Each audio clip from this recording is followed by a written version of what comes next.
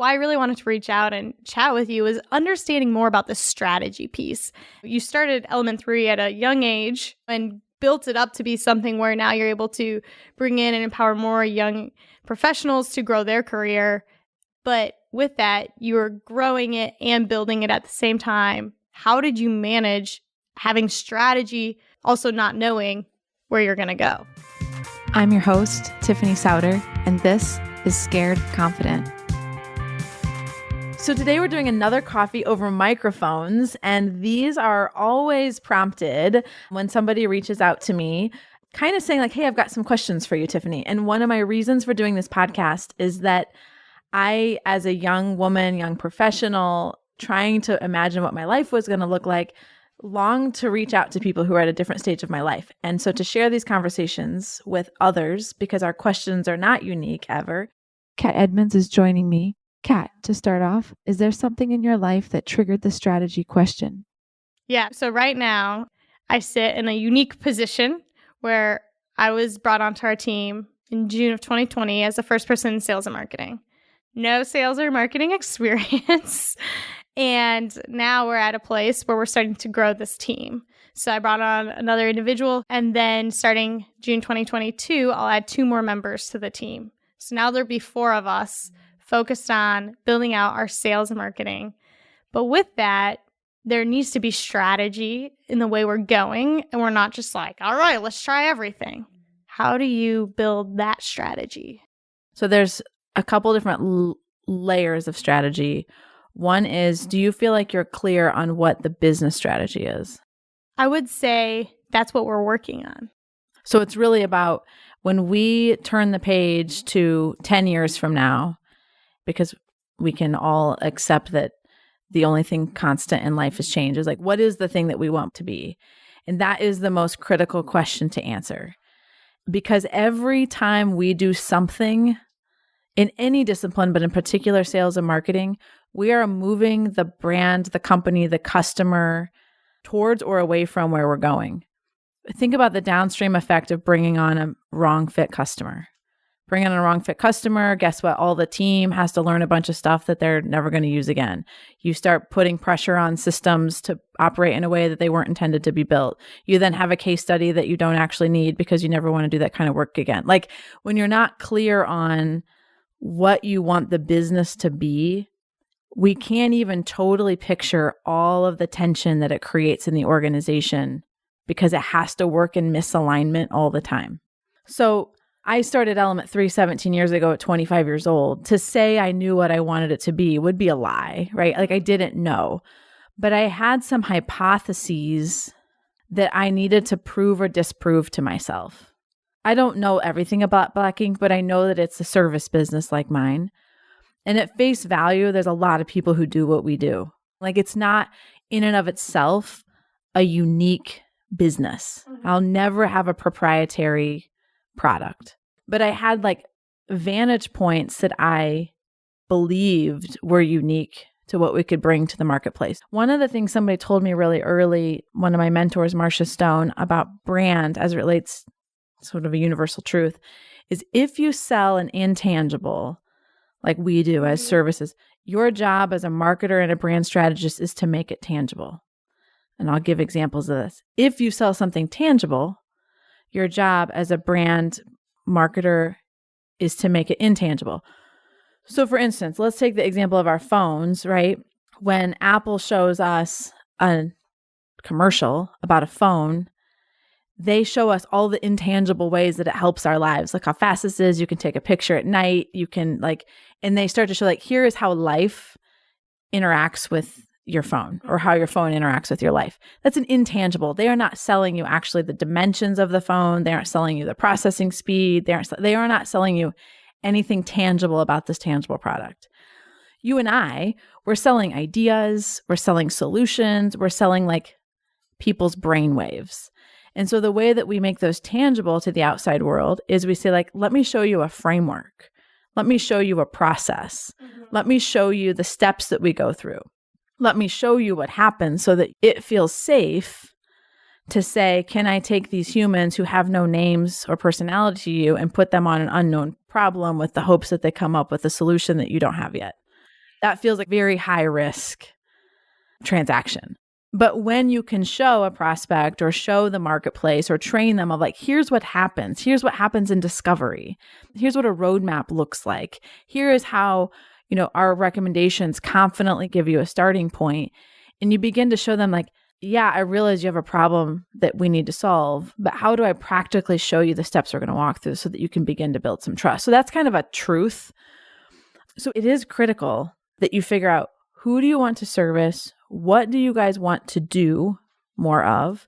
And the who you service can look a lot of different ways. It could be an industry, which I think sometimes is the easiest thing for consulting companies to land on. I think it can be psychographically. It can be growth stage, or it could be a work style. Like we specialize in companies who are in a remote first work environment. Like there's so many different ways that you can specialize, but beginning to look at, again, your hypothesis of where do we think we have the ability to win. But as marketers, we cannot create market velocity until the business has first answered some of those questions.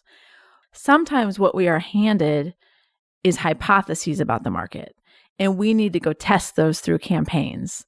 Can I get this persona to connect to a belief that we can do this? Can I work with a salesperson on an ABM campaign to see if we can take our automotive experience and stretch into electric vehicles? Like, can we see that there's evidence we can feasibly make this happen for ourselves? And being thoughtful about the way that you test into your strategy can also be, I think, a helpful part of a marketer's toolbox of like, I don't know, but before we bet the whole farm on this, maybe we should put some effort into testing this. Going back to Jim Collins, he says bullets than cannons. How do I launch a bullet at this idea and calibrate? If you think about, you have this like big, I think about this big satchel of gunpowder. And if I only have enough gunpowder for one cannon, but I have enough gunpowder for 100 bullets, how do you allow yourself to calibrate into the marketplace by taking some real calculated shots to see like what's connecting and what are people believing our brand can step into? Probably similar, as you guys are a service business, one of your core pieces of how you operate and how you are successful differentiator is your people. How do you sell your people? I think this speaks kind of to that intangible to tangible, but, I think we can all go out and say, we can find marketing companies, we can find IT companies, etc. But if our people are who do the great work and make that change, it's really difficult to show that sometimes, I think, in the sales process or in the discussions. How do you do that? I don't actually think brands can claim that their people are their point of differentiation. I think it's a really easy hole to fall into. And the reason is, as employers and brands, we don't own our people. We don't own them, and they can go work for somebody else. And so if you are hooking your value proposition onto a resource that can leave you, you don't actually own anything.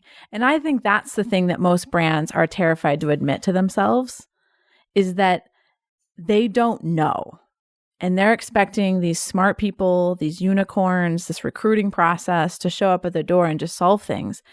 And I think the thing that we can do, and this is what we do at Element 3, and we're working on even productizing this more, is the environment we create for smart people to become better humans, better marketers, better problem solvers, better contributors to community is better than anybody else on the planet. That process I can own. Our leadership development, our ability to, do conflict and fierce conversations training, our ability to help people understand how to work with people who aren't exactly like them, our ability to have discipline and accountability and have crucial conversations around those type of things. That is what makes otherwise good people with great raw materials exceptional in our environment. Mm-hmm. Because I can add those tools to those people and I can own those tools. But I have to have the confidence that I can bring another person in, put them in that process, and get another great person. So the people are fantastic and they're part of it, but the process, the tools, the principles, the disciplines, those I own as a company. And I can get those better and better and better, and I can put good people into it. But I'll never own the people. So when you started Element 3 and as you've grown, how did you start building that process to build your human capital and develop them? We're at 50 people on our way to 100. And so we think about scale differently than we were at when we were at like 8 people on our way to 20. But the thing that I cared a lot about and was a real point of differentiation in the early days for us was my background was as a financial person and not as a creative writer or as a designer. And so my ability to be able to go in and talk business language first and marketing language second was an absolute point of differentiation. And the way I scaled that was that none of my consultants or account executives came from the marketing business. They were all econ grads, business people. And a lot of them I found had the same background I did. They had like parents that had them do business crap as like middle schoolers. And so somehow at like 27 years old, you knew way more than you should, you know? But really that was like the model. And so they had this like scrappy intuition and this business acumen that was very uncanny. And that was a part of what made me unique in the business. And I had to scale that. While I didn't have the time or the tools to teach them, I had to find people who already had a natural propensity towards business, and I could teach them the marketing part. So that was definitely what helped us get inertia early and be different, because it really was different. And what was going on in the marketplace around us at the time, email marketing and the idea of like brand published content at all, like a company writing a blog post or doing a newsletter, all of that was very early. And so you had these business-minded people who are coming in and saying like, hey, you're like paying these salespeople hundreds of thousands of dollars. What if we could recreate the lead generation of a salesperson through a couple $100,000 of marketing, and then you own it? What if we could do that? And so we started bringing those business scenarios to companies and brands, and we've grown and expanded and figured some things out since then. But that was really the genesis of our point of differentiation at the beginning. It's funny when you say, you grew up figuring out business, whether your parents were like, go sell wrapping paper, which was one thing that we did at our school. So I always joke that I was an entrepreneur since I was 9 because I started a camp called Camp Fun. But it's those little things, and it's like I started out selling, I think a camper could come to camp for $15 a week. I think I was making like 5 cents an hour. So the financing was not there. Yeah, but you learned a lot from it. And you see these kids who have this propensity for that thinking. My second one is the same way. Like, man, she'll monetize anybody who walks in our house. And I like, that's incredible. It's hilarious. But beginning to practice that and realize like, okay, I didn't charge enough. I'm going to try to charge more. And how do I get my value prop right and all that kind of stuff. I believe you guys are on EOS, correct? Yeah. And I read Traction in March of last year. And I think what I read through that makes so much sense in setting direction for a company. And so I'd love to hear, how you've seen it evolve at Element 3 and what are some core pieces you're like, if you're going to do any part of Traction, focus on this. I think doing a part of EOS is about the same as deciding which single muscle group on your body you're going to work out to be healthy. Like, let's say I'm just going to work on my bicep. It's not that it doesn't help, but it does not have the exponential impact of deciding I'm going to go to the gym and work out every muscle group. And I see the EOS toolbox in a very similar way. It is helpful to just pick a couple and do them, but you will not be able to create the full scale cultural impact that running EOS can create and the velocity that is the brand promise of the system without selling out to the whole dang thing. We tried to self-implement EOS for about 3 years, where we read the books and we actually thought we were doing a pretty good job. We would have given ourselves really high marks, which is probably a me thing. I think most of the things I do is probably good, but it's not always. And looking back, we were probably like a solid C- effort. And I probably would have given us an A- with the context that I had. And then 3 years ago, we had a pivotal moment in the business where it was very clear that our ability to be able to create clarity, shared communication, shared language, ability for my mid-level leaders to be able to lead with the conviction, and our ability to get the financial return in the business that frankly everyone deserved, our ability to be able to quickly onboard employees, clients, and to not have that be just a disruptive disaster. Like everything that EOS says that it helps business owners with, I was like, I have all of those problems. So we jumped headfirst into EOS. We hired an implementer to be able to lead us through that process. And they talk about EOS Pure, like basically you go whole hog on it. And I was like, we are going to do it exactly the way you say. And I think what a lot of times people think is like that they know a little better than the system. Like, well, that doesn't work for us. I don't really like that. We're a little different this way. Yeah. We've got somebody on the leadership team that doesn't really like that word. Like, we don't really think L10 is like a very elegant way to call it. Like, who cares? Get over it, everybody. And so I would say I led the charge, but it was very clear I was not giving up the mission, and people needed to decide if they were going to like align and get behind it or not. And some people, it took them like 2 years to believe that I wasn't going to get off of this thing. Others, started to see the impact earlier and say like, okay, I see where this is going. I'm going to get on board. But we're 3 years in, and everything that it promised, we have experienced the result of that. I would say probably at a 3x intensity of what I expected. Absolutely incredible. And it's not like the system works, but we worked the system. And we just didn't try to pretend like we were smarter than it. And we did it. We do all the things. And in a service business, it takes capacity to take people offline. Those are really expensive. Your people aren't as, utilized on those days. And all of that is like a scary calculation when you look at it in isolation. Like, wow, we're going to spend, I don't know what the number is, but it's probably $70,000 or $80,000 worth of capacity is my guess, easy, that we spend each year running those meetings. And that's like real money. Most people would take that back, but I think we get it back, in so many other places in the business. And I would bet if you pulled anybody from my executive or director team and asked them like a question off of our VTO, like name 3 things on our 3-year picture, or what are your 3 uniques, or what's your 10-year target? What are your 6 core values? I think that without exception, they would be able to tell you the answer. And I'm so proud of it. And it's not really about what it says about me. It's just like, it's a commitment to just selling out to the stupid thing. Like one thing I remember when I read that book that became so clear to me, I don't know, it's always stuck with me, is the 3 uniques. It's how do you have those 3 unique things that no other company can say? And that's where I start to realize you can't say your people are your differentiator because everyone can say it. And it was like, wow, like you really have to think through what makes working at Element 3 so unique, what makes working with you so unique and all the other companies. Well, and you have to prove it to yourself and to the market. So it's one thing to say like XYZ is our unique thing, but how do you prove it to yourself? How are you going to get better at that? What's the process around it? What's the investment in it? What's the innovation around it? What's the thought leadership in it? How do you know that it's important to your customer that you're putting so much energy into it? Does it have relevance to the marketplace in the current environment? So you start to realize over time of dealing with these tools, the strategic consequence of like each answer and how it starts to fit together. And your brain doesn't get it all at the jump, like maybe some people's do, mine didn't.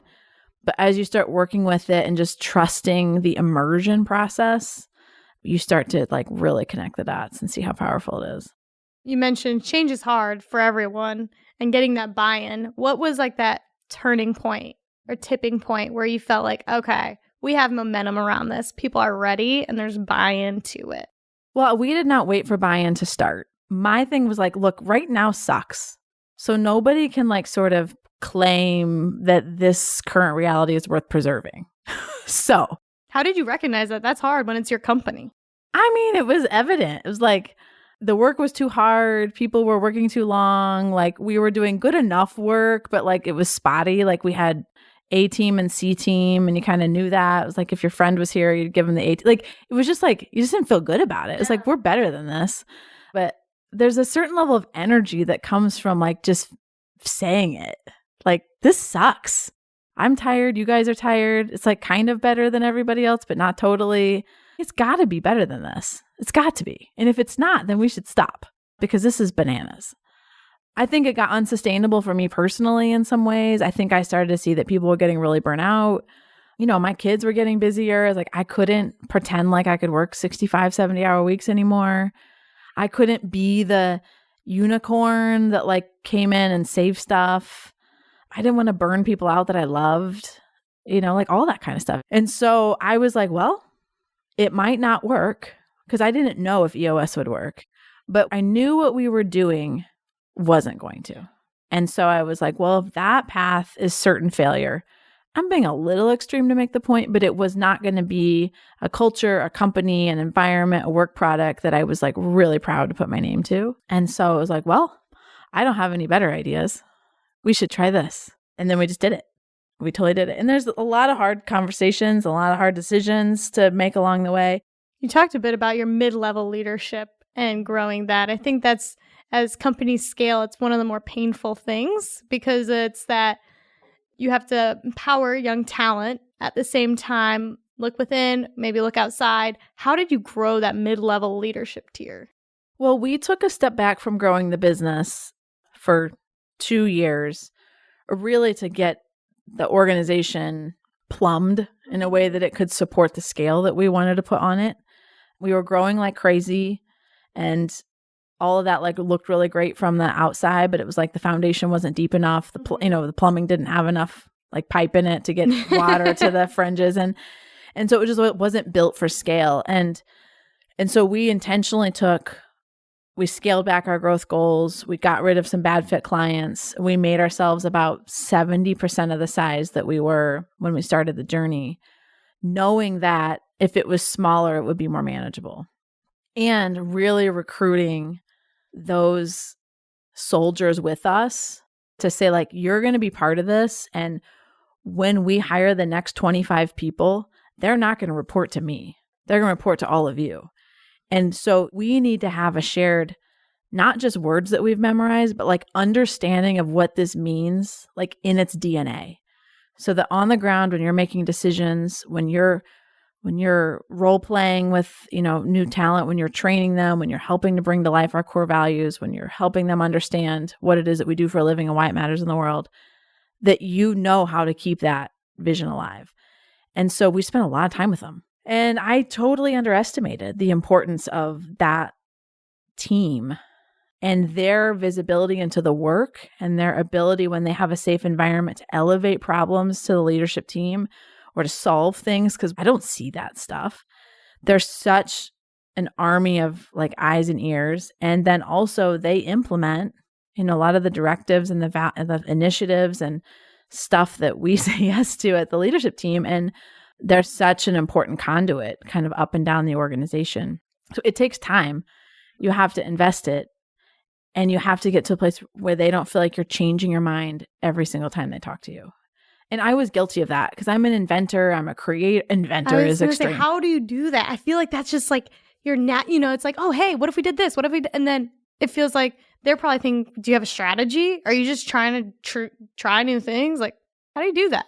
Well, you have to surround yourself with people who tell you no. The other thing that was very helpful for me was having these quarterly offsites was like a quarterly binge session for me, where it was a moment where I could puke like all the things I see, and here's every parking lot note, and here's all the things in my head. And then with the team, we could parse through that and say like, well, which ones of these are actually good ideas? Like which ones fit our strategy? Which one do we think isn't just a flash in the pan, like try to get another $100,000 in the door? Like what is actually a good idea? And so I felt like I had a time to do that. I felt like I had partners in thinking through it. And it wasn't always that they were telling me no. You know what I mean? And so that cadence made so much sense to my brain. I was like, okay, so like 6 days a year, I get to say every idea in my brain. And then the other, 349 days, I'm 65, whatever, 59 days in a year, we're going to execute what we decided to be great at. But we were constantly pivoting. It doesn't work. You'll never be excellent. And as I matured, I started to see my compulsion for creating definitely serves a purpose. And it will make it so that we never die on the vine because we stopped innovating. But my compulsion for creating also creates this harried sense that nothing gets a chance to mature. And so I had to recognize that inside myself. And honestly, I think that we had to get to a place where at times the organization was shielded from me. And I began to have more discipline in knowing there were these days where I could let my brain go hog wild, or I could bring all my little scraps of paper or all this stuff that I'd sort of drawn in my notebook, and we could decide together about what served the cause. And even now, in my true visionary seat that I play today, I spend 60% of my time probably on element 3 and like serving it. And the rest of the other 40% is like kind of titled like whatever Tiffany wants to do. And I don't know what I'm going to like see or find or uncover or run into. And I feel like I like kind of bring back like the dead squirrel and like drop it off at the front door. And sometimes they're like, yeah, this one tastes great. We totally need one. And sometimes they're like, no. And they close the door in my face. And I'm like, no problem. I'll just go back out. And it was like unnerving at first to be like, I don't know how to explain what I do. I just learn and explore and create content. And do that. And then I learn stuff and I put the world together in that way. But I don't know that it's a job description, but I would say that's my highest and best use right now for the agency. And it brings me a ton of energy. But there was a season when my job needed to be to run it and to create stability. And that was a real struggle. This year, for 2022, a focus for me is discipline. Because similar to you, I like to just go do whatever that day brings me. But for us to figure out what our sales number is going to be and what activities you have to be disciplined. And I feel like some of the greatest, leaders out there, like they get up, they do this, they have like a whole schedule every day. I want to do that. I don't know. Well, I will tell you, my 41-year-old self has that more than it doesn't. But it was a battle for me. It's the same way. The busier I get, the more I actually think it creates productive time traps for me. Meaning like if you're going to work out today, the only time to do it is 5:30 to 6:15 in the morning. And so when I have these like time traps, it makes me be disciplined because it's like I just have to chug through it, I have no other choice. Yeah, I just have to. Yeah. Last question, as a young woman in the business world, what would be your key pieces of advice to staying consistent and growing within a company? Be great where you're planted. I think too often people are looking to the next step. And when you're in an environment with great leadership and opportunities, let your work talk. That doesn't mean you shouldn't look for opportunities or ways to help, but be great where you're planted. That's what I would say. Just be great where you're planted. And the other thing I would say is like have, like you're doing now, like resources outside your environment, especially you're in a department that's new and you don't have a lot of peers or a leader who has your direct scope of responsibility. So finding people outside at 25 was running element 3. And had I not had people outside to anchor to, I wouldn't have understood what my growth path should be. So that will be important for you to be really successful because you don't have a lot of internal infrastructure to ladder up. So what else is on your mind? Text me, 317-350-8921, 317-350-8921. And be sure to follow along on your favorite podcast app. Thanks for listening today.